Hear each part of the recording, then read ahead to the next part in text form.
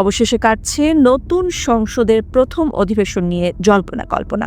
আগামী 12 মার্চ বা এর 2-1 দিন আগেই বসতে যাচ্ছে ত্রয়োদশ জাতীয় সংসদের প্রথম অধিবেশন। স্বরাষ্ট্রমন্ত্রী সালাউদ্দিন আহমেদ নিশ্চিত করেছেন এই তথ্য। নতুন স্পিকার ও ডেপুটি স্পিকার নির্বাচন এবং অন্তর্বর্তী সরকারের সময়ের অধ্যাদেশ দিয়ে আলোচনা হবে এই অধিবেশনে। সংসদ নেতা তারেক রহমান এবং বিরোধী দলীয় নেতা ডাক্তার শফিকুর রহমান নির্বাচনের পর এবার প্রস্তুতি নিচ্ছেন প্রথম অধিবেশনের। শনিবার রাতে বিএনপির স্থায়ী কমিটির সদস্য ও স্বরাষ্ট্রমন্ত্রী সালাউদ্দিন আহমেদ জানান, সংবিধান অনুযায়ী নির্বাচনের ফলাফল গেজেট প্রকাশের 30 দিনের মধ্যে রাষ্ট্রপতি অধিবেশন আহ্বান করবেন। প্রধানমন্ত্রীর পরামর্শ অনুযায়ী আগামী 12 মার্চ বা তার আগে পরেই এই অধিবেশন শুরু হওয়ার কথা রয়েছে। প্রথম অধিবেশনে নির্বাচিত হবেন নতুন স্পিকার ও ডেপুটি স্পিকার। এছাড়া অন্তর্বর্তী সরকারের সময় জারি করা অধ্যাদেশগুলো এবং শোক প্রস্তাব উত্থাপন করা হবে। গত 12 ফেব্রুয়ারি অনুষ্ঠিত নির্বাচনে 297 আসনের ফলাফলে বিএনপি 209টি এবং জামায়াতে ইসলামী 68টি আসন পেয়েছে। জোটের অন্যান্য শরিকদের নিয়ে সংসদের এই অধিবেশনে থাকবে রাজনৈতিক বৈচিত্র্যের ছাপ।